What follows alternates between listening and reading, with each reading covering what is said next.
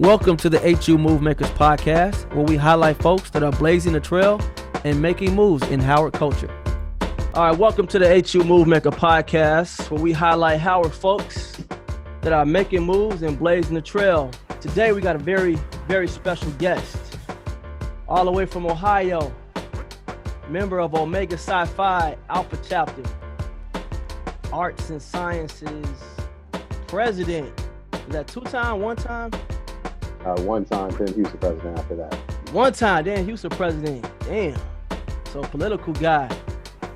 Director, he's on a nonprofit board for Step Africa. So you folks in DC who appreciate that. You may know about it. Currently does executive recruitment, search, and talent advisory. He's the partner and head at Odgers Berndtson's U.S. corporate and government affairs practice. That's deep. We want to really get into that. Strong background in economic development, which I think is majorly important. Without further ado, man, I want to welcome Conrad Woody as a guest on the show, man. Thanks for coming on today. Thanks for having me on. Man, I really appreciate it. So, you got an interesting background, man. You know, even reading on the website, I still didn't know what this company does.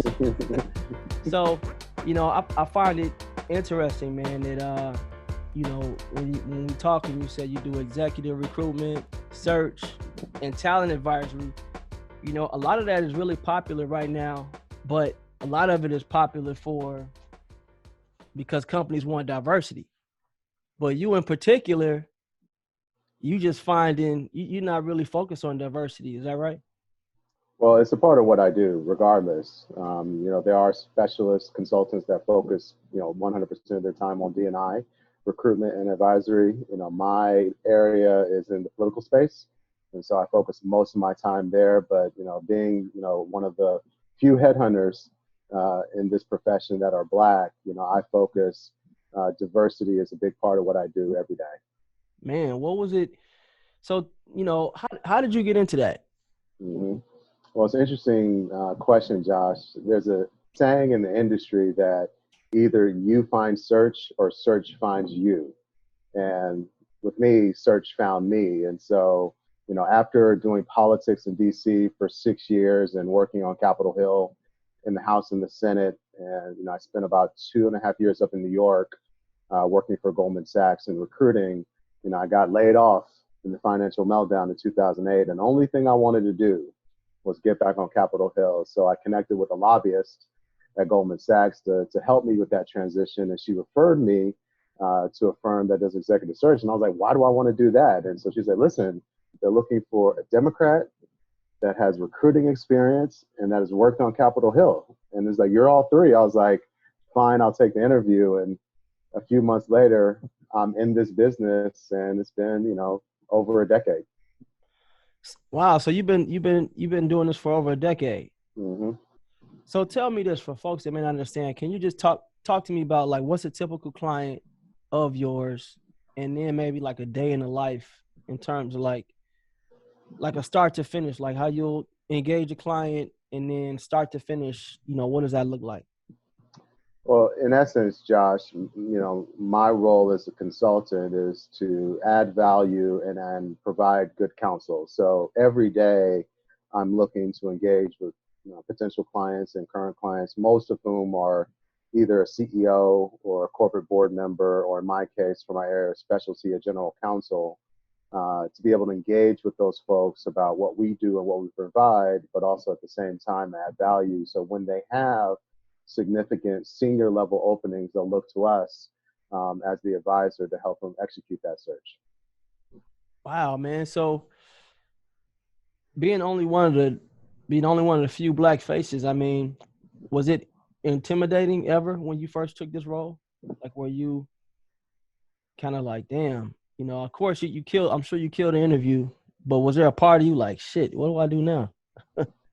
Well, I was brought into Odgers Berndtson to build a new line of business, and anything that you do that's new is always scary. And so, I took a month off between my last job and this job, and it was really hard to rest because I was so anxious. But luckily, I've had a good foundation from, growing up in Ohio and then being at Howard, and Howard, we know how to hustle. And so for the last year and a half, it's been great. But yeah, sure, anytime that you're forced into this business and your role is to connect with extremely senior people, really influential people, you have to have a level of confidence and polish and gravitas to be able to get the job done. Okay, so when you're a firm, man, so I have a firm. What kind of firm is going to reach out to you? It's going to be I know you say your specialty is politics, so it's not going to be like a Fortune 500 company is going to reach out to you? Yes, primarily Fortune 500 companies. And Okay. so in every company, Josh, just take, the number one company in the world, Walmart, they have individuals that are responsible for government affairs, which is including in engaging with governments around the world, protect their business interests, and communications, which are people Okay. that are in these organizations to shape the brand, image, and Damn. perception of the company globally. So, I did the head of global government affairs for Walmart several years ago, Wait, and so you found that person? yeah, this was 2014. Yeah, I found that person. Damn. And these are difficult assignments because they are critical to the business flow, and you have to have a deep level, especially in relationships with the people in the markets, so they trust you when you Wow. call them for a particular opportunity at that level. Yo, so do like CEOs like hit you up like, yo, Conrad, I'm thinking about making a move. What's out there? Yeah, so that's also the reverse about being For real? being a headhunter, and this is what I mean about adding value. So I get calls from CEOs and many other execs, that may be looking to make a move out of their current position or find their first board seat, or just want an understanding on what the market dynamics look like today. And so, part of my job in building business is to be of value to people like that. But when they hit you up, do they say, yo, between me and you, like, don't tell nobody? I'm trying to find someone. Do you have those type of conversations too? Well, confidentiality is core to our business. So you can't be a good headhunter if you don't have a philosophy of confidentiality. So anything that we do and Wow. anyone we talk to, everything is in confidence. So yeah, that happens all the time. Man, so I would imagine as a kid, you never saw yourself doing this. No, absolutely not. That's interesting. So, okay. So huge companies, they got business set up everywhere. So they need folks like you to handle the political, they can put people in place in their companies that can handle their political interests all over the world. Is that kind of where we're at? Is Yeah, that kind of in essence, either political, governmental affairs engagement, corporate social responsibility and corporate communications. Yes. so do you have to travel to all of these places too? Like when I mean, you're recruiting, typically, like are you traveling all over the world? Well, typically, I mean, it just depends. Usually you have to go to the clients, obviously pre-COVID. If you were invited to pitch on a particular assignment, you would go there to do it in person, sit across, and when you win an assignment, it's always good to at times, go to their office, get a feel for the culture and the environment, walk the halls with the CEO or the hiring manager, just to get a feel for it so that when you are executing the work on behalf of the client, you have a good perspective on what to share with them. Welcome to the Go Fish Village podcast. As a Chinese proverb says, give a man a fish and you feed him for a day. Teach a man to fish and you feed him for a lifetime. At Go Fish, our goal is to teach individuals just like you how to build wealth through real estate. So I guess you kind of like the middleman. So is it ever like, do you ever have to like convince a company like, hey, I know somebody that's really, really good. You guys should really take a look at them. Does that ever come into play? Yeah, and when we're engaged in an assignment, my job is to advise Mm-hmm. on the people that I find that I think would be good for their job, the one that they're recruiting for. But at the end of the day, my job as a counselor is to give the best advice and counsel. And at the end of the day, the client can make the best decision for their organization. So when you say counselor, do you have a legal background? No, I don't have a legal background, but in any consulting Mm-hmm. profession, you advise and counsel your clients on the best decisions to make. And so, when it comes to talent and executive search, that's what I do for my clients. Wow. Wow, man, that's pretty cool. So how many so I guess like how many engagements would do you have like on an annual basis on average? Like what's considered busy? Yeah, well, on an average basis, the average partner should do somewhere between 12 and 15 per year.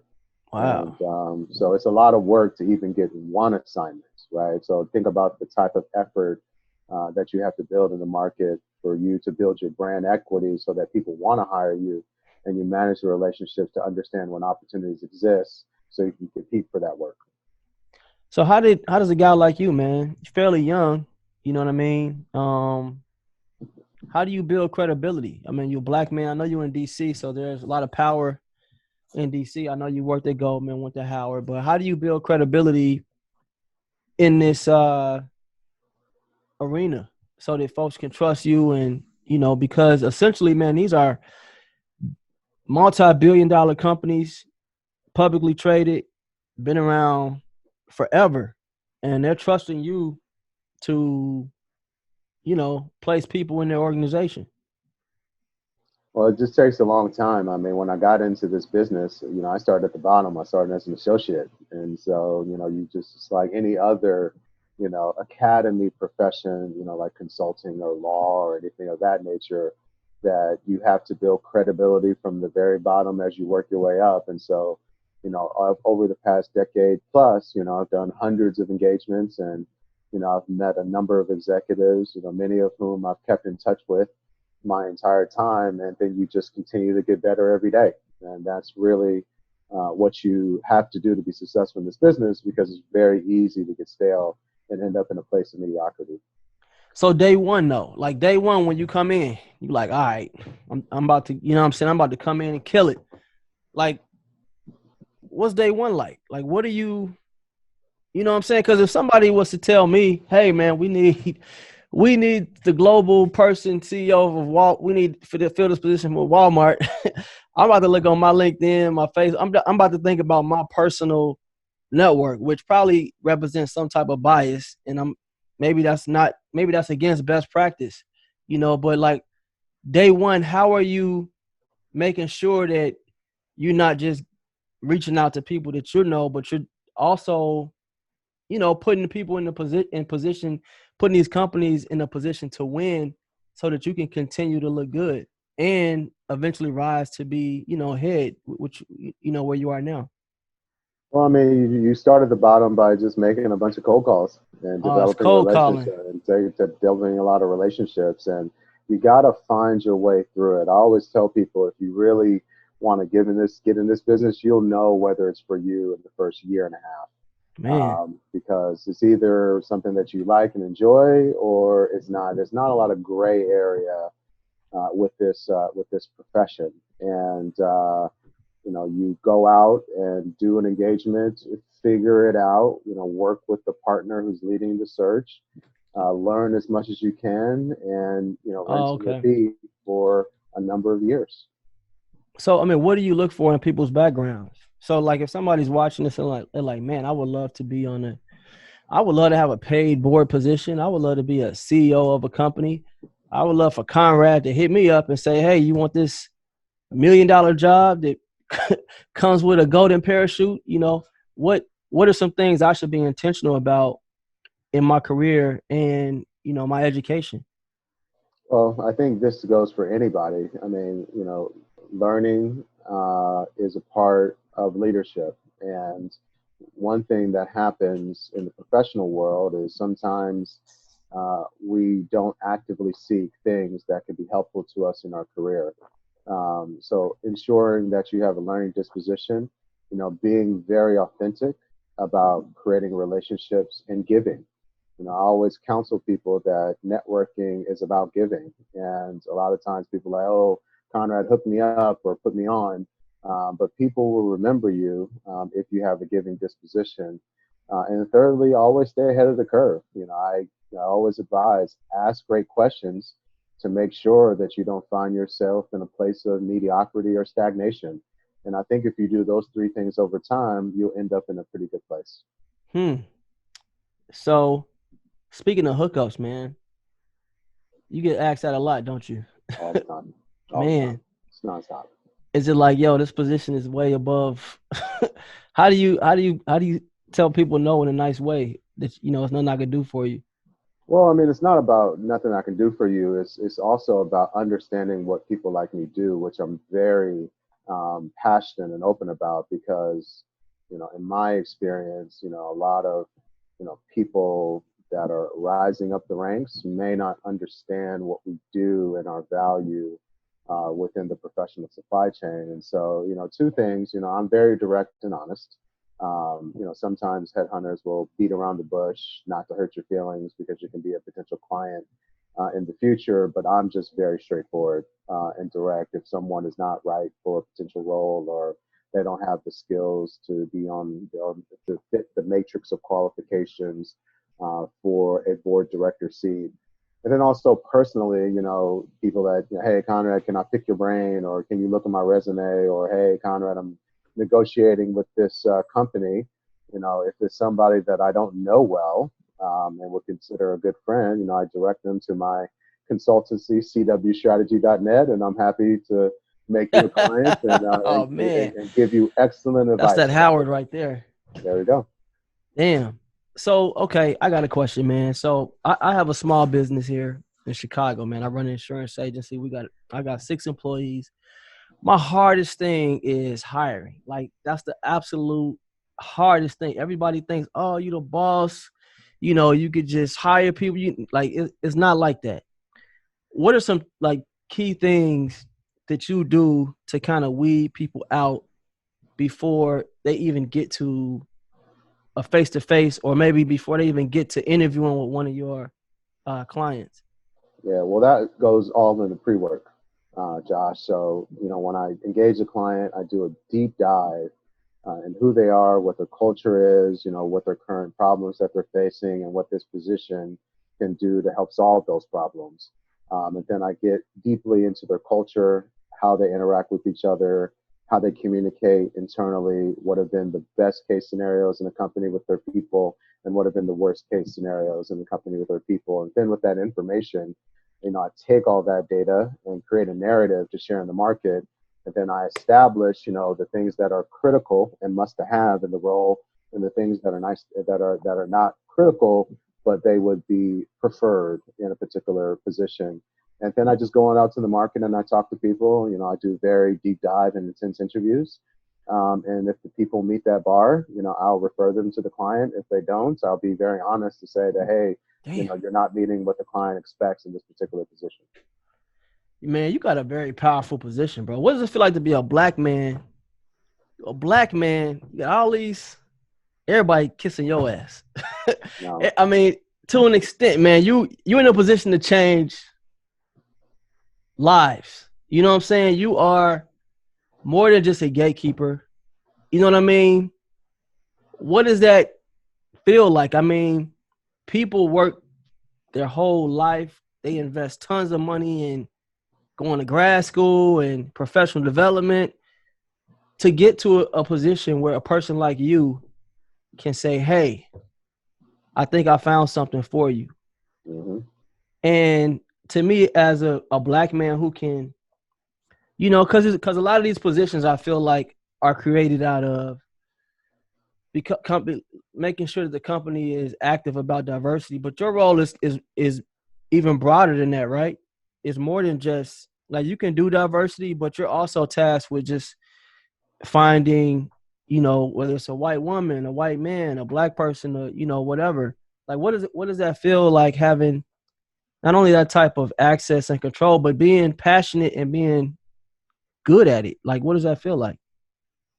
Oh, it's a blessing. I'll tell you, a lot of people in my business sort of carry a kingmaker mentality, um, Ah, but I do not. kingmaker. I was raised very well by two parents in Columbus, Ohio, and and I was raised with a disposition to be thankful.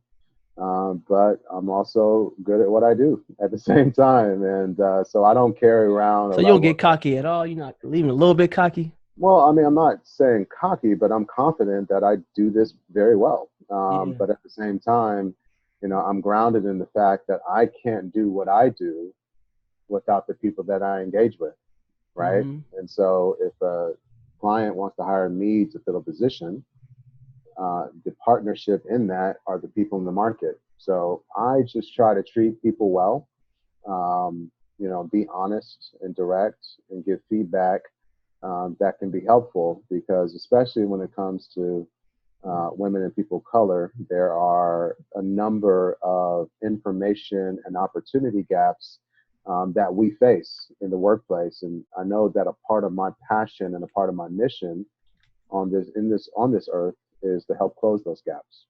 Man. So question, how does your company make money? In terms of, is it okay, I'm Walmart, Conrad comes to me like, hey, this is our elevator pitch. This is what we can do for you. It's gonna cost you this for us to look for a person, or do you guys not get paid until that position is filled? Do you get paid like a percentage of what? Like, how does a company like yours make money?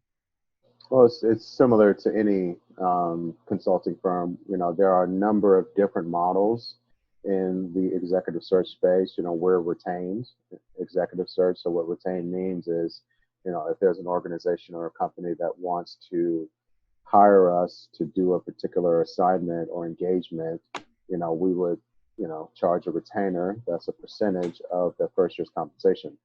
But there are other search firms that I'm not in that are contingent, which is as you described. They will go into business with these companies, but the company won't be paid until the position is filled. And Oh, so that's those, dead. You don't do them. You don't do those. I don't, but that doesn't mean that those folks are not good. But I work on a retainer model. Okay. So I know you said that earlier you talked about, okay, it was they were looking for a Democrat. Now, does your company also have like a Republican wing as well? Well, no, not in my current firm, but in Okay. my previous firm. And when you're recruiting in the world of public policy and government affairs and communications, there are a lot of political things that are in play. And in my previous firm, we did have people on the team that had different political persuasions, because it helped with respect to reach and Mm-hmm. credibility into those spaces. But as the world has evolved, partisanship is not a particular big part of my recruitment practice, Mm-hmm. but I still take the time and energy and effort to get to know people of both political persuasions in the event that I need to engage with them in the future. So how much has your industry or your role changed just in the wake of everything that's been taking place lately with, Black Lives Matter becoming a prominent thing, with, all these companies now. Every company has a diversity initiative. How much has, your role changed just in the 10 years that you've been doing this? Well, in the light of heightened sensibility on racism and systemic oppression, a lot of companies, as you see in social media and the press, are taking stances on this. As someone that helps companies think through their talent environment, um, it's been interesting because I'm fortunate to have a healthy work environment at Odgers Berndtson, because that means the world as it relates to the way I show up when I'm counseling these companies. And so now I can be very honest and direct with my advice on how companies should navigate this, and living the experience. As a black man in corporate America, being able to advise very senior people on how to increase diversity in the boardroom and increase diversity in the C-suite is something that's front and center right now. So when we see the like these statistics about CEOs will come out, and how many are black and how many are minority. When you see that, is your um position on that? Like, well, it's not racism. It's because, like I heard someone say once, well, black people are only like 12% of the population or whatever. So you can't expect, you know, X amount of percentage of Fortune 500 companies to have black CEOs. Do you feel like these companies are giving um, people of color or minorities a fair shake at the opportunity when you first started as opposed to now? It's hard to say because, if you look at the data, there are less black CEOs than there were 5 years ago. Wow, And really? so that's not a trend in the right direction. But at the same time, this is what I talk about. A part of my passion is this information and opportunity and equity, right? And if I can play a part in, helping someone or providing opportunities for people of color to compete at these levels, that's something that I'm committed to doing. But it's tough to answer that question because, every company is different. But you see largely that there are a lot of companies that don't have a diverse member on their senior management team or don't have a senior diverse person on their corporate board. And so there's a lot of work that needs to be done, but it needs to be in partnership with the people that occupy those spaces. I mean, do you think that's intentional or it's just like they can't find qualified people of color or qualified black folks? Yeah, no, there's definitely no lack of qualified people of color. It's just because if you think about it, um, it's just how you started this conversation, Josh. You go to people that you know. And if you occupy a space where a board doesn't have any people of color, it doesn't mean that you don't know any people of color, but the people that are closest to you may not be, if that Hmm. makes sense. And so, what is the question that needs to be answered is, how do you get those people that are comfortable in those spaces to think more broadly and be inclusive of people that don't look like them when it comes to senior executive positions? Interesting. So in your role, man, dealing with publicly traded companies, um, do you have to sign like confidentiality agreements? Because if let's say if Elon Musk, for example, was gonna step down, that might be something you're privy to, you know, before the market finds out. And obviously if the market was to find out, maybe it would affect like Tesla's stock price. Is that it like when when a company is going through a change internally, is that something that you can talk about or is that something that you know you don't mention at all? It depends on the client, but when we're retained, if the client wants us to sign a non-disclosure agreement, we do, and we run the search as a confidential search. So we'll say, you know, Fortune 50 consumer packaged goods company is looking for an executive vice president of X, and then we'll just run the engagement that way. But most of the times, they want you to say the name of the company because it helps with recruitment. Okay. Okay. Interesting, man. Interesting. So I mean, you know, what's considered, I guess, like a big contract, like a big retainer. Like if somebody was to say, man, here's $10,000, find us, a CEO. Is that enough in terms of resources for you to go out and find someone for that Fortune 50 food packaging company? Well, I mean, and every search firm charges a percentage of first year's compensation, so it can be, as little as 70,000 to as high as what, depending on what the third of the comp is. What's a So, range? Like, what would you say is a high range? I mean, it can be anywhere. I mean, CEOs can make anywhere from as low as 500 to 5 million. So it just Wow. depends. Wow. Pretty cool, man. So when you first got into this business, I know that you said so was it somebody that like did you have a mentor or something? No, not really. It is tough because there's not a lot of us in this business, and but I do look at others in this business that look like me that have been helpful. When I was out in my previous firm, there was a great gentleman who was a black managing partner that took really good care of me while we were there, and we're still good friends today. But the mentorship thing is challenging for not only me but also a lot of people of color. And so, one thing I read in one of John Maxwell's leadership books is that a mentor should offer you time and friendship. And it's hard to find that balance, and you just got to keep looking for it over time. So when I look at your background, man, I see a guy that was a political science major Mm-hmm. who then goes to Goldman Sachs to work for the man. And now you're a headhunter, kingmaker, whatever we want to refer to it. I'm not a kingmaker, but I am a headhunter. Well, we'll call it partner and head. So that's what you are now, at a top 10 global consulting firm. So why'd you choose political science? Well, when I was 10 years old, my mom said I had a smart mouth and I should be a lawyer, and so I was like, yeah, I'm going to be a lawyer.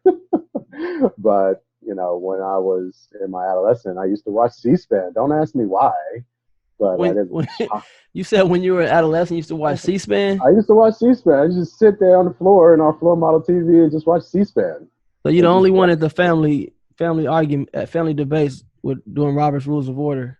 watching the House of Representatives, watching the UK House of Lords. Like, why did I love this stuff? And then boom, 1998 came around and the start of the 2000 election, and I was just all in.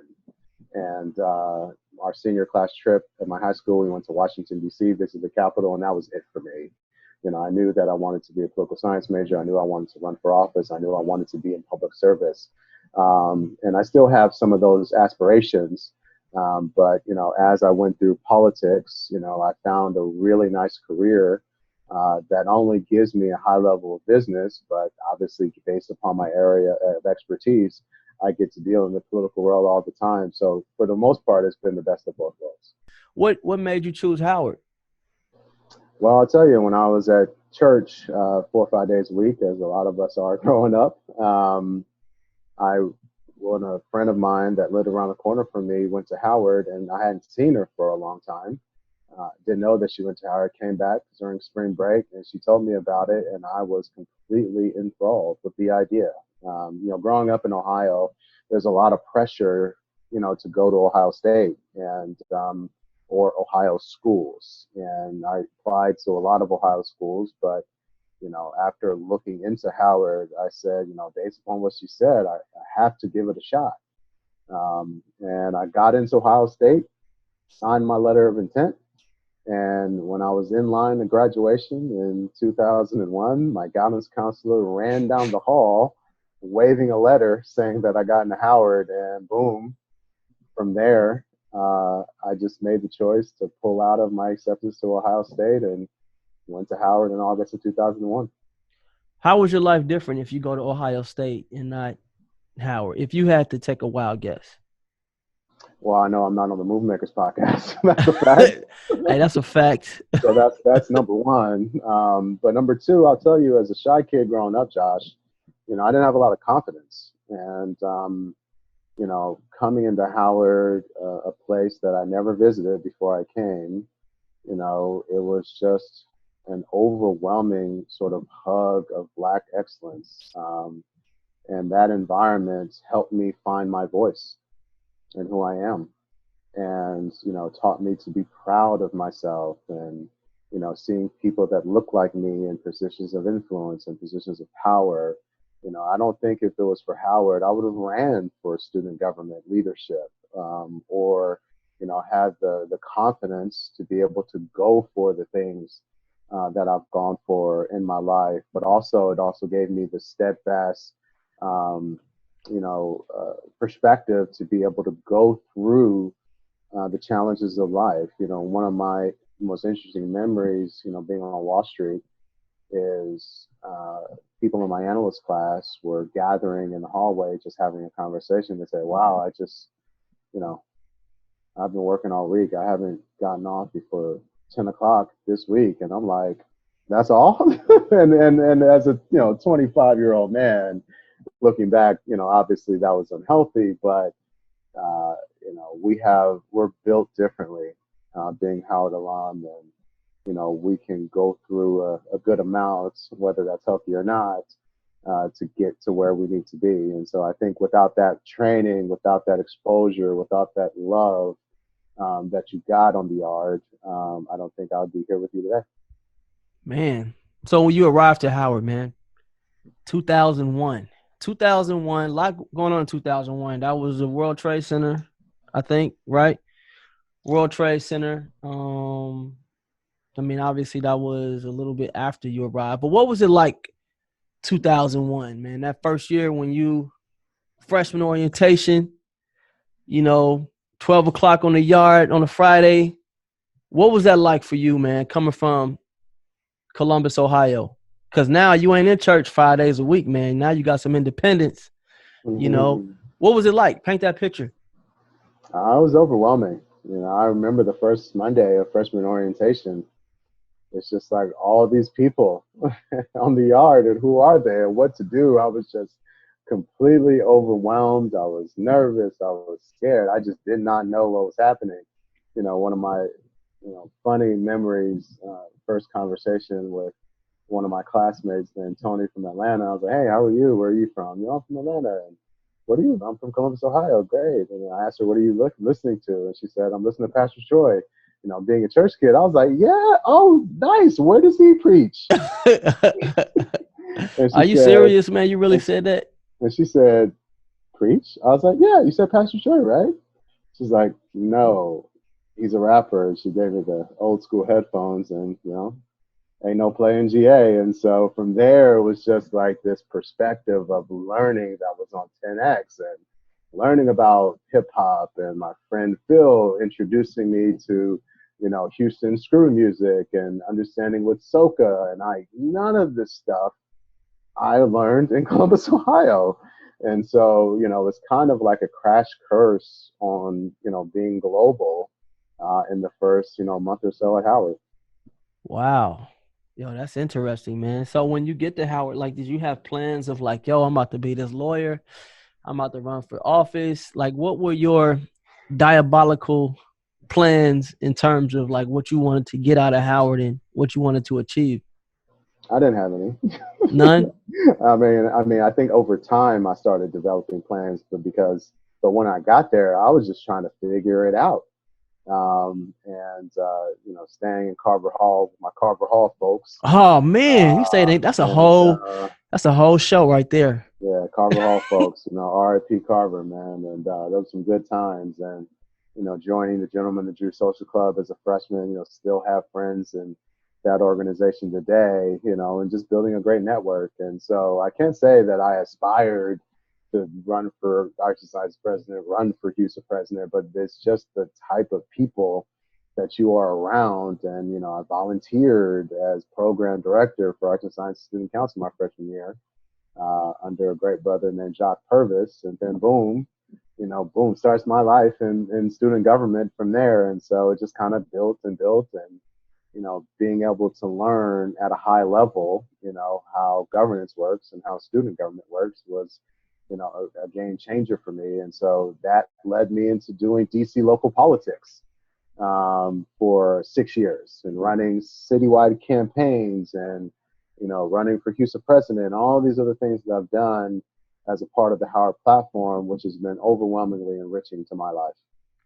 It's crazy how you can just get exposed to one thing and it can just shift like your confidence. It can shift like your goals. Cause when you told me, you said you were a shy kid, man. And now big time. You go and you were Houston president, right?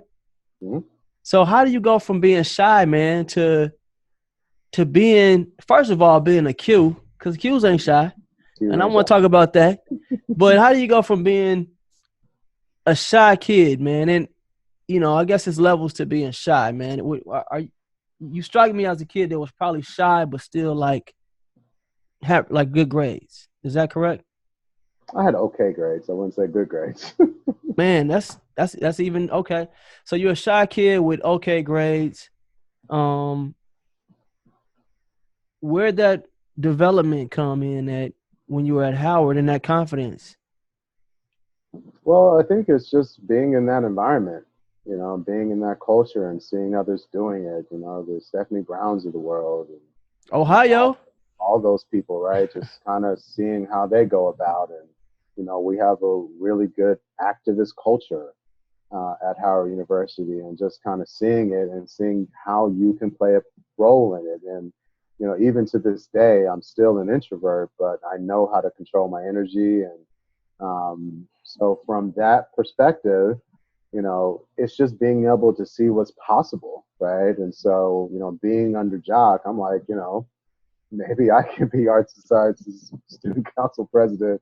So what's And, the and conversation? So was it just like you had an epiphany? You like, yo, I could. no, it wasn't epiphany. I was just saying, like, I was able to see a good leader, and I took a shot. And my dear friend, Frida Henry Wells, we went on this journey, and You remember your platform?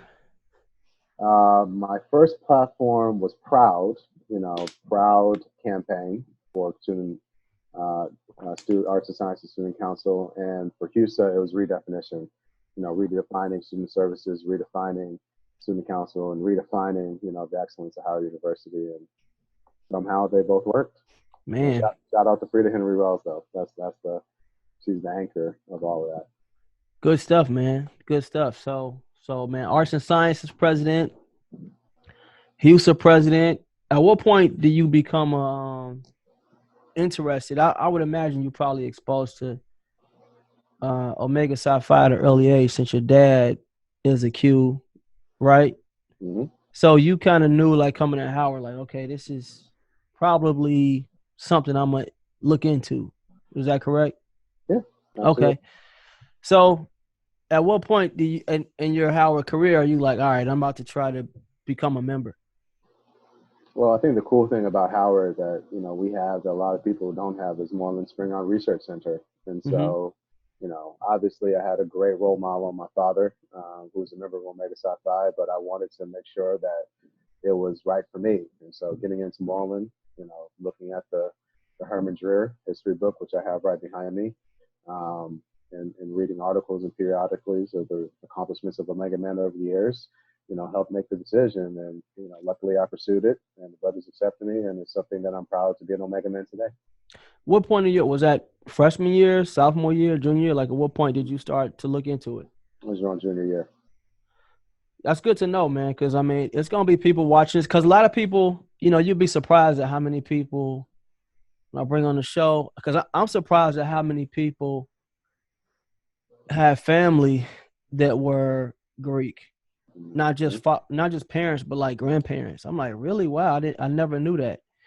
And then I'm also surprised at people who become Greek and they had no Greek affiliation and didn't really know, those things before they got to Howard.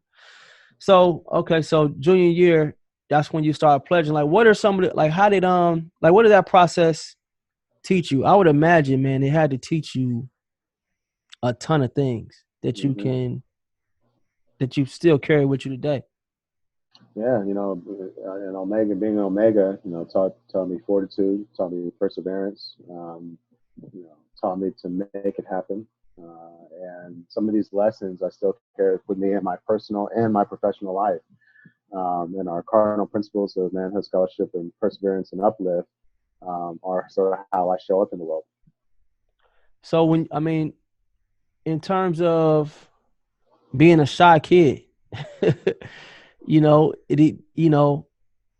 the outside looking in, like, let's say we're on the yard on a Friday, and we see a young Conrad on the yard at 12. Are you out there being shy, or are you out there hopping around too? I'm definitely setting the dial out in a suit and going back to my Houston office right after that. Is that something that it took? Is that easy? Was that easy for you to do? Being shy, like, putting yourself out there in front of people? No? Well, I mean, I think, when you are fortunate to become a member, I mean, it's just an amazing experience. So, who doesn't want to, do the dial at 12 o'clock on a Friday, or, do the step show, or be the people's champion as we were on the yard. So, I can't say that it was hard, because, it was something that was, was a privilege to do. what does it mean to like, be Greek at Howard and not, to have, crossed at Howard, given the history of not just Omega at Howard, but just given the history of the university having so many organizations that were founded there, you know, um, is that something that's special to you? Yeah, I mean, it's a great pride to be in the Mother Pearl, the Alpha chapter of Omega Psi Phi. And so, we carry that with us around the world. And so, for the other organizations that were established here, there's definitely a sense of pride that we carry that we were at the founding chapter. Cool, man. So when you come out of Howard, do you go right to Goldman Sachs right out of Howard? So I worked on the Hill for 2 years while I was still at Howard. And so I did a summer intern at Goldman Sachs. And then after graduation, Got I you. did start at Goldman Sachs in 2006. So how were you able to get this in? How were you able to get in with Goldman? Because typically Goldman, they come to the School of Business. Were you like, sliding over to the School of Business and networking? How were you able to get that? Absolutely. Mr. Gray and Ken in the School of Business were amazing to me. And I would go to all the info sessions and I would just, put myself in a position to learn, right? So I know that I wanted to be in politics, but I didn't feel like I was getting the right engagement in the College of Arts and Sciences. And so I saw all these folks in the School of B in suits and saw what they're doing with these info sessions. So I just joined and it worked out for me. Yo, Mr. Gray was great, man. Hmm. He was great. I was in the School of B, man, and he was always so positive, man, and so welcoming with everything. So that's dope. So if you're watching this, man, if you're an arts and sciences major, because we have people on here that be in these majors and they say, oh well, prepare yourself because you ain't gonna get paid a lot. It's gonna be hard to do this. So, sometimes you just gotta take a little initiative and, you know, um, you know, and be prepared and you'll get lucky, man. So shout out to you for taking that type of initiative, man, and coming over to the School of B and taking my internship, man. Appreciate it. Well, one thing I'll say for your viewers that are in arts and science, art or science, just because you're in art and in science doesn't mean that you can't be in business. And so there's a lot of, at least in my experience, a lot of push for students of ours to go to graduate school. There's nothing wrong with that. I encourage it, but understand that the options for you are not limited to what other people think that you should do with your discipline. So why is it that you've been able to advance so far in your career without having that MBA or JD title behind your name? Grace of God, and people that have invested in me, and just in being learning. I'll tell you, being a shy kid, and I played, the piano, bass guitar, organ, and drums. I played for the Howard University Community Choir for 2 years. So, the arts as a discipline for me, kind of helps me in my professional life, especially being a headhunter, how I evaluate things, how I process things, how I aggregate the data. It's no different to how you develop to read sheet music. And so, some of those things in my upbringing helped me learn to be good in business, if you will. Nice, man. So next thing I want to talk about, man, and I noticed that in your free time, man, you reach across the aisle, man. So you're helping out Alpha Men.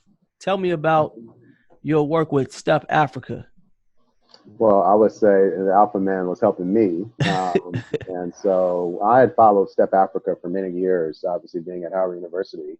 And I got involved in stewardship, meaning, giving, probably a few years before I joined the board. And so Brian and, my good friend Di Brown, who's been a Howard alum, who's been on the board for many years, approached me. And Oh, I didn't know she was on the board. yeah, So yeah, Di is she's, on the board too? yeah, Di is the one that nominated me for the board. And shout out to Howard people helping Howard people, right? And had an interview, and boom, 2017, I'm on the board. And one thing about Step Africa that is so special is the only American dance company dedicated to the art of stepping. And so stepping as an art form, obviously you as an alpha and me as an omega, we all know what stepping is.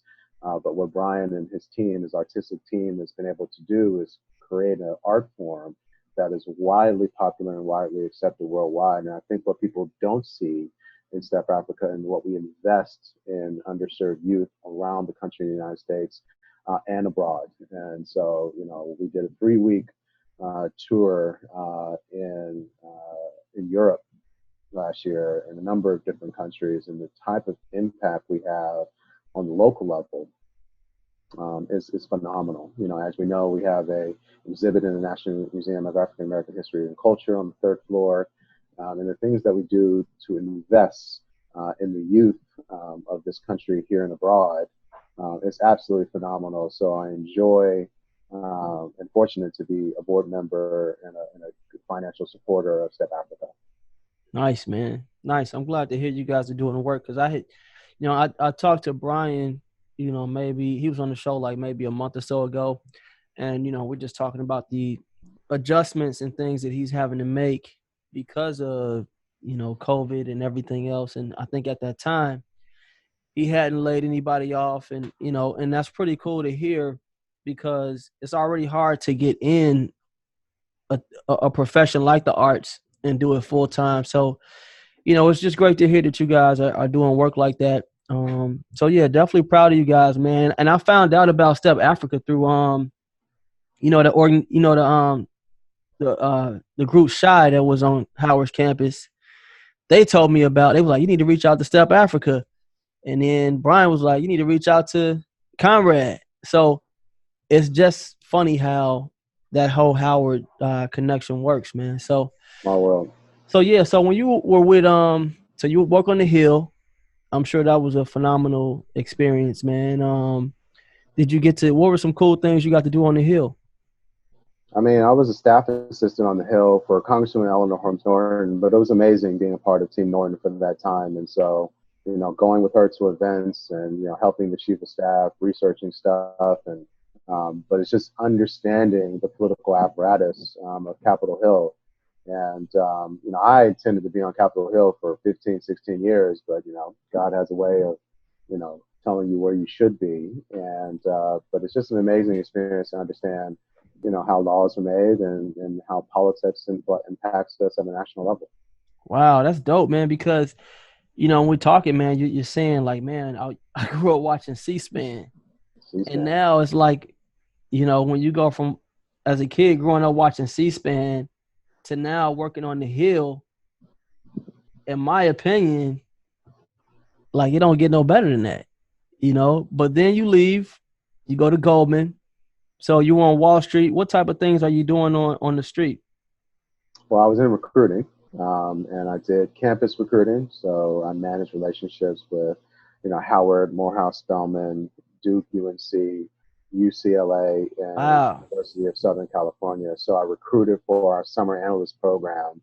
And then the following year, I was responsible for our diversity recruiting. So I managed relationships with, Inroads and other, Twigo Foundation and other individuals, SEO, and Lime Connect, which is an organization. Oh, so you groomed. So you was grooming yourself for where you at now. I mean, it worked out, yeah. I mean, you like, that's crazy. So you was already, because most people when they go into, when they think Goldman, they're not thinking about, I was a recruiter. They're thinking about working on, mergers and acquisitions or, representing some high net worth individual, Mm-hmm. That's dope. You were putting people onto the bag and you still are, you know what I'm saying? So that's pretty cool. So when you got laid off, what year was that? 2008, in the middle of the financial meltdown. Damn, that's crazy, man. Cause I bought a house in the middle of that and my shit like went half, you know what I'm saying? But anyway, so 2008, you get laid off. What's your mind like? Like, are you like, how did this happen? You know what I mean? I'm killing it in my field. Like, what's your mindset? No, I mean, it was a bit of regret, right? Because I loved my experience at Goldman, but I was in pursuit of what I saw instead of what I am and what I want to do. So that's deep. That's deep. Can we pause right there, man? Yeah. Okay, because I think a lot of people run into that. where they chase the big shiny thing instead of going like where their heart is. Hmm. And then you end up getting all of this experience in something that's really not you. And so you Hmm. never really quite fulfilled. So would you say it was a blessing, Counter? Absolutely, 100%. Man, why would you say that? Because if it was my choice, I would have stayed up there. Like I wanted to make managing director and make millions of dollars, and but the ability to pivot and to be in the spaces that give me oxygen has been a true blessing. Welcome to the Go Fish Village podcast. As a Chinese proverb says, give a man a fish and you feed him for a day. Teach a man to fish and you feed him for a lifetime. At Go Fish, our goal is to teach individuals just like you how to build wealth through real estate. What about when people say stuff like, why would you go to a black school? The world's not black, you know? And I don't think people say it so much now, but definitely when we were coming out of high school, you know, our friends that were going to the Ohio States and the U of I's and, the world is not black. Why would you go to a black school? It doesn't have the same type of resources and blah, blah, blah. What do you say to someone who maybe an 18-year-old or 19-year-old who may be thinking that that is the case? Well, I can speak for just me is that I would not be who I am without the Howard experience. It's just a facts, and Howard helped me teach me who I am, teach me to love myself, and teach me to go after it. And not to say that you can't get these experiences in a majority institution, but I think there's something special about the Howard culture and the Howard spirit, and the experiences that you learn there and how they enrich you, your personality, and your spirit. And the only way to know is to just to go experience that, because these are safe spaces that were created for us in a time that we weren't allowed to go to the Ohio States of the world. And so these institutions like Howard are thriving to this day, and I'm thankful for my Howard experience. Do you have a mentor at all right now? Yeah, I have a couple of mentors that I talk to. I wouldn't say I have like a one, every day pick up the phone kind of mentor, but I do have people in my life that I reach out to for advice and counsel, if you will. Man, that's dope, man. So, in talking to you, man, you strike me as a guy that is you're not overly impressed by yourself, man. But when I talk to you, man, when I and talking to you, man, like the stuff that you're doing is amazing. You know what I'm saying? Like you just like, yeah, did Well, that, where does that humility come from? well, it comes where I was raised, right? And that's the thing, because the thing about this business of executive search is you get to see very close up and at scale how people's behavior affects their future, right? And the decisions that they make and how they treat people and what they do before they get on and how they are after they get on, right? Mm-hmm. And so, I think the humility is not only from my upbringing, but I just have an overwhelming amount of data and experiences to show how I want to show up in the world. And so, I think, that's the reason, I am the way I am. I'm fortunate. I am doing a lot of great things. I'm having in a lot of interesting spaces. And I'm thankful for that, but I'm not going to be like, you know, saying I'm better than anybody, because, I'm just trying to make it just like the next man, if you will. Yeah, man. So what advice do you have for somebody that's like yourself, man, a shy kid coming into Howard? Obviously they want to get the best out of Howard and they want to go in and achieve greatness. Hmm. Now, I think it's just find your voice. I think that is something that, looking back, I wouldn't change a thing, Josh. I wouldn't change a thing. Um, but I would have encouraged myself to try to find my voice sooner. And how do you do that? Is you do it scared. You go to the event that you don't want to go to. You talk to the young lady that you don't want to talk to. We have the best and most dynamic women at Howard University. You run for that office that you might be scared to do. I remember explicitly an opportunity that I missed, but I'm glad that it was meant to be. But I was going home for Christmas, and I'm on a plane next to a gentleman who is a managing partner in a law firm. And I said, I want to be a lawyer. And we talked the whole flight. He gave me my business card, and I did not call because of fear. And so if you're an introvert like me, arriving at Howard or arriving at campus, just ask yourself, what's the worst that can happen, or give yourself the confidence to try. And if it doesn't work, it's okay, and you will live. And I think sometimes that, debilitating fear of sometimes being an introvert can, prevent you from living your best experiences while at Howard or while in college. So you so you don't have to be the loudest one in the room to make it. Absolutely. I'm definitely not the loudest one in the room. Most of the time, you don't even see me coming.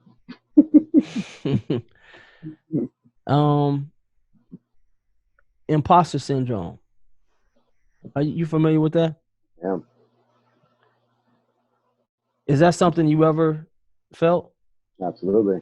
I mean, coming in here at Odgers Berndtson, being ahead of a line of business in the United States at a very young age, having a CEO that's like, yeah, I believe in you. I think you can do it. And I was just all in my head. And I had a great first year, but I underpriced myself on some of the deals that I did. There were some of the things that I didn't do because I didn't know if I built up enough equity to do it. And some of the mistakes that I made in building my business in the first year. Now coming in the second year, luckily I've settled in, and some of those things are not an issue. But it's something that a lot of people can potentially face, and thinking that you don't deserve what you work for, or that you're here for other reasons outside of your ethic and your skill set. And my advice is to get through it, to work through it, the syndrome that we have, but to show up, walk in your truth, and don't let them take your confidence. Because in the world of work, microaggressions and racism and things that happen every day in the world of work, can give us things like imposter syndrome that can be barriers that we create en route to our success. And so it's something that I'm very familiar with, that I'm working through even to this day. It's odd, man. I mean, it's ironic. I mean, I was gonna ask, like, how do we, somebody watching this, like, what are maybe some tips that someone can have, or like some moments of clarity, like how do you overcome imposter syndrome? Because obviously, if I was to say, Conrad, man, like look at all you've done, you know what I'm saying? How could you possibly feel that way? What are, I guess, some tips, and you already covered a few of them, but what's like maybe something that you use in your everyday walk to kind of snap out of it? Mm-hmm. Well, positive self-talk is something that is key. Saying, being kind to yourself. Saying affirming things to yourself. I think secondly, it's understanding that you work to get what you are, where you are, and that you deserve it, if you will. And I think lastly, having a network that supports you and pushes you to be greater. And if your network is not challenging you, or if they're not talking about things outside of everyday discourse, or talking about making money, or talking about how to accelerate your income or accelerate your investments, try to find people of like mind. Because I'm fortunate to be around a lot of very successful people, but we all have great conversations about what's the next move. And Hmm. It always keeps you grounded to know that, even though you've arrived in a great point, there's more to do. And so having a positive network that helps you grow and challenge you can help you overcome the imposter syndrome. Man, that's great advice, man. Um, a little bit ago, you talked about you underpriced yourself. Um, you're speaking in terms of when you brought someone on, like a client.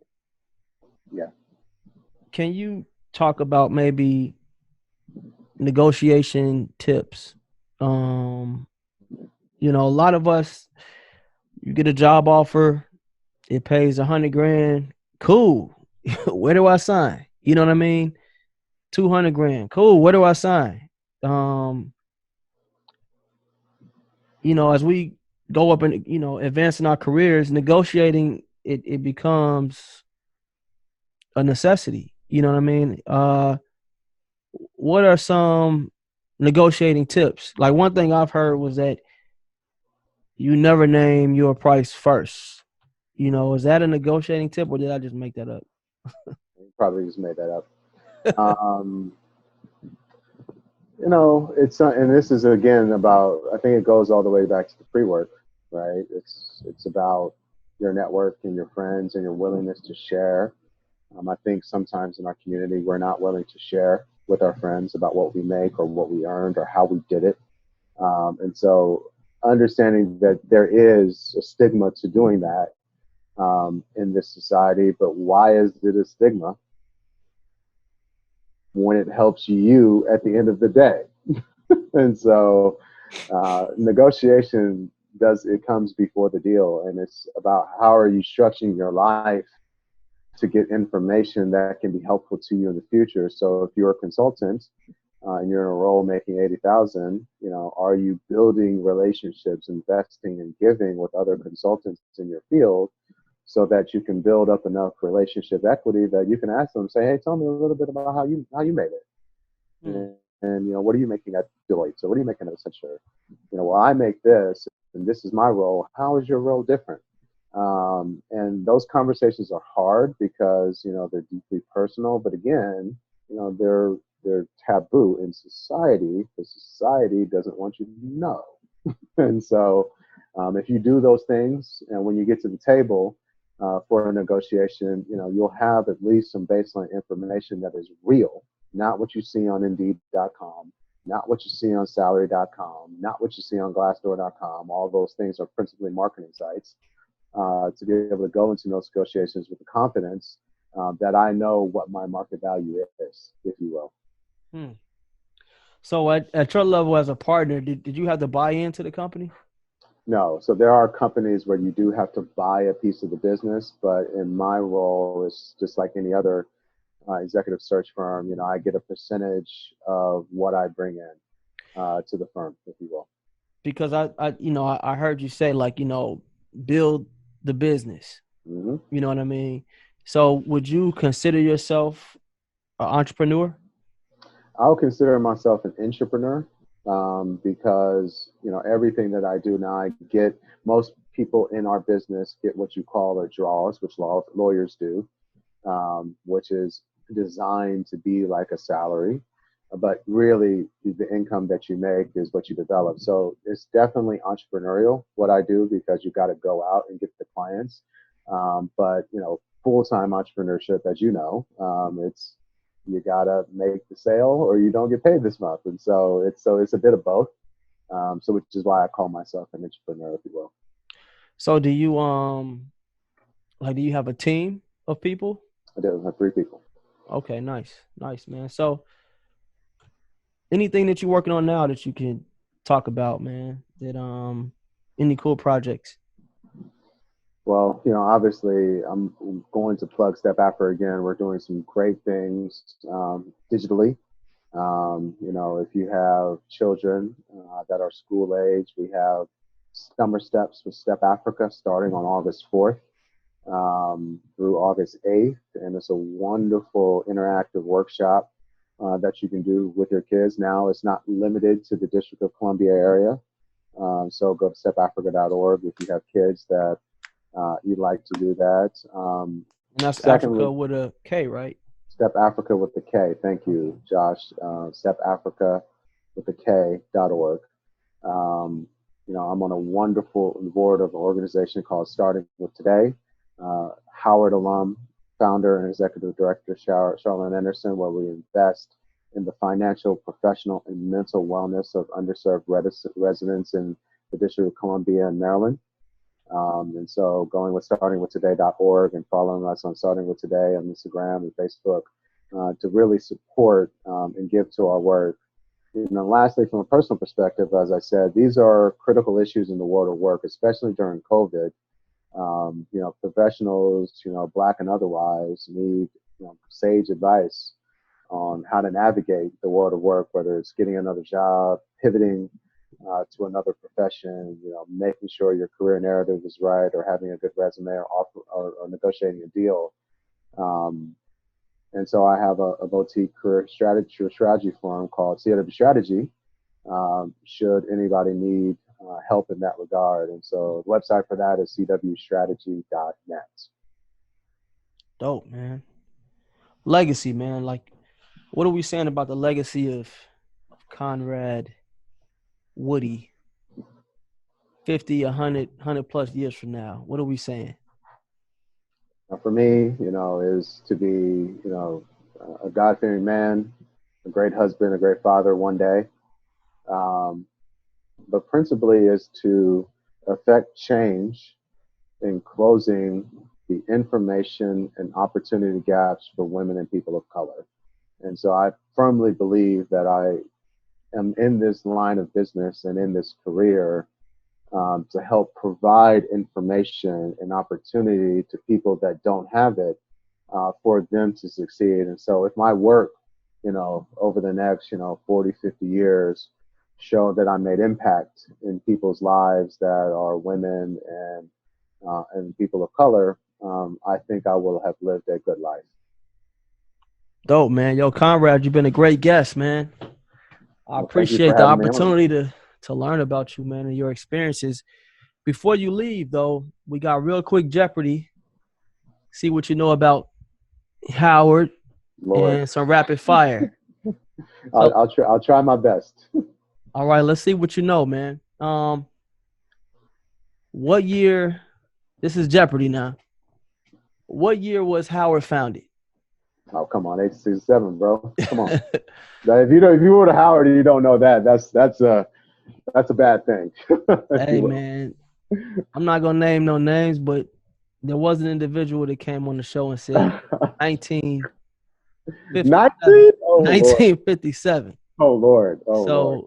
And it's sad because they pledged at Howard too. So that's bad. But I think they just slipped up. What's the Howard motto? Truth and service. Okay. Name the body of water closest to Howard. What is that river called? I know. Is that the Potomac River? It's the reservoir. The reservoir. Howard Reservoir. Yeah. So boom. Strike one. You stayed in Carver. What's the address of Carver? Oh, I don't remember. I think it's something like 1811 4th Street Northwest. I want to say something like that. Man, let's see. Carver Hall, Howard University, 211 Elm Street. That's what it says on here. Yeah. So I know 4th is on the corner of Elm, so 211 Elm. Yeah. Name the 4 halls inside of the quad.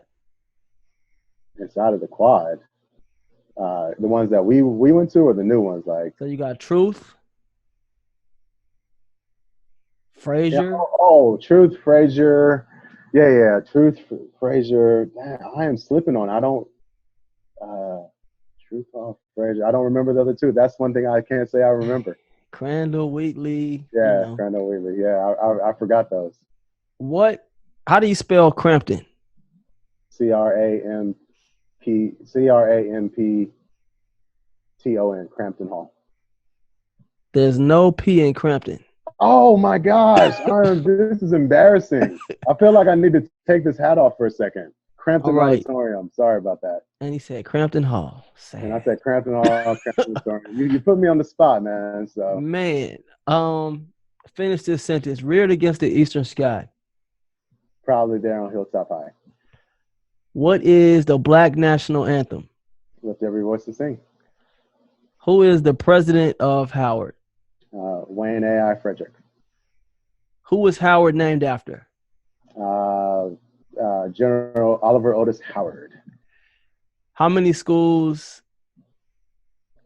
and colleges on Howard's campus? Off the top of my head, I don't know. I'm going to say 11. 13. 13. How many Divine Nine organizations were founded at Howard? 5. Yeah, I'm sure you know that one. What's the name of the chapel that's on campus? Andrew Rankin Memorial Chapel. Good stuff. All right, we got rapid fire now. So rapid fire, man, you just give an answer. Oh, Jesus. Just give an answer, one word answer, whatever comes to mind. AKAs or deltas? I'm just kidding. I'm just kidding. I mean, I'm just on the deltas, but listen, I love the K's too. I really do. All right. U Street or Adams Morgan? Definitely Adams Morgan. Man, why definitely Adams Morgan? I just had so much foolishness in Adams Morgan when we were there. Mm-hmm. I mean, you know it. Yeah. Commissary and all that. 16th Street, I did the most. Yeah, because U Street, when we was on campus, U Street wasn't it. It's not what it is now. It was popping, but Bohemian Caverns and all that, but it wasn't really popping like that. Yeah, Adams Morgan, you didn't even have to go inside of a place. You're just out. You could just walk around and just keep going across from street to street. Is homecoming more fun as an alum or as a student? Definitely as an alum. Best Howard moment? Crossing Omega Psi Phi on Tuesday, or winning Howard University Student Association president on Tuesday, crossing Omega Psi Phi on Friday. Damn, man, you was a busy dude. I don't recommend it. You was a busy dude, and you still live to talk about it. Okay. Start one, bench one, cut one, freshman orientation, homecoming, or graduation? Start homecoming. Start what? It was the 3? Start what? Freshman orientation, homecoming, graduation. And what was the 3 options? Start one, bench one, and what was the last one? Cut one. Yeah, you can't cut any of them, but if I had to start one, I would start homecoming, bench graduation, and then freshman orientation. You said cut which one? What was the third one? I'm freshman orientation. Yeah, freshman orientation is the one I would cut. Oh man, freshman orientation was so much fun. I loved it, but graduation and homecoming, come on. Well, my graduation, it rained the whole time, so I didn't even have one. Yeah. Howard men don't cheat. Facts. Facts. When did you realize you were the shit? Probably after I crossed Omega Psi Phi and won the president the same week.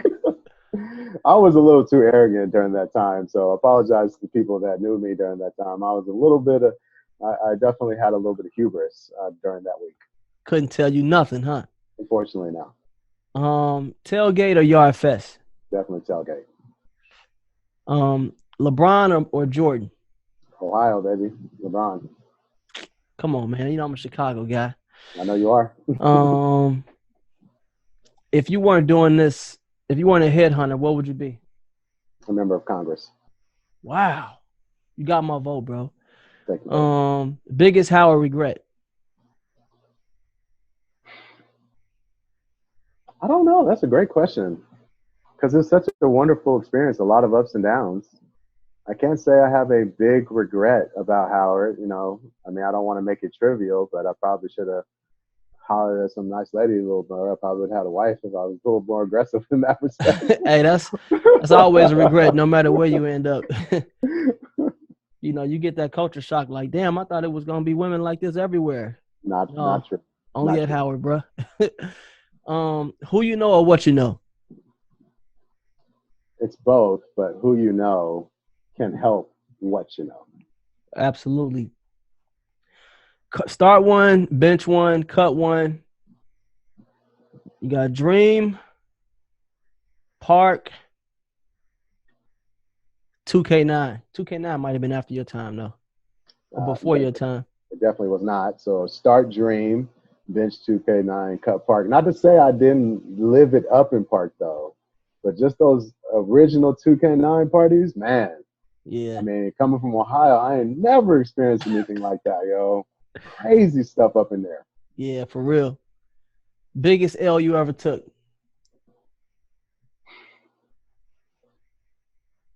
At Howard or just like in life?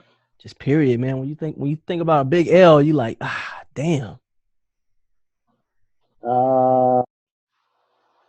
I would probably say I mean, it's a good L getting laid off from Wall Street because that took me into another perspective. But I will say this is a personal story. I mean, it's pretty big, but it's nominal in my life. But at the time it stung. I was in what was that, Crystal City, the mall up in Pentagon City. This is when I first moved back to DC. I was in there shopping, saw a nice lady, had a conversation. I asked for a number. She was like, "You have a pen and pad?" I was like, "Yeah, I got it from the front, the counter." And I was like, "Here you go." She wrote her number down and she gave it to me. And she was like, "Psych!" And she walked out. So, oh damn, that was a pretty big L. That's a shot to the ego right there, man. Yeah. So I thought I was in there, but she definitely hit me with the psych and rolled out. So I don't remember her name, but I do remember that to this day. Damn, man, tough. Start one, bench one, cut one. Howard China, Cluck You, or Ho Chi? Definitely start Ho Chi, bench Howard China, cut Cluck You. Terrible. Man, I thought them wings from Cluck You was the best ever. When you can get them. Man, and whenever I came up on some money, I was calling Cluck You like, man, they about to get all this $20. They didn't have the value. I mean, you couldn't stretch $3 further than Ho Chi though. You couldn't. You're right. Them big ass wings. The wings like big as my arm. All right. Health is wealth. Absolutely. 100%. Financial freedom. Essential. Hardest part of being a boss.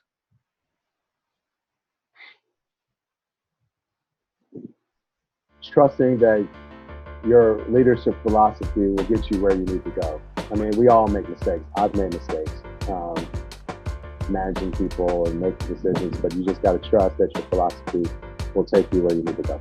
All right, bro. Hey, Conrad, thanks for coming on, man. You've been a great guest. I truly appreciate your time today. Well, Josh, listen, keep up the good work. Thanks for having me on the Move Makers podcast. I hope you have a good rest of your weekend. For sure. Thank you for joining the HU Move Maker podcast, where we highlight folks that have contributed to the Howard legacy at the highest levels. To hear more interviews or purchase merchandise, please visit www.humovemakers.com.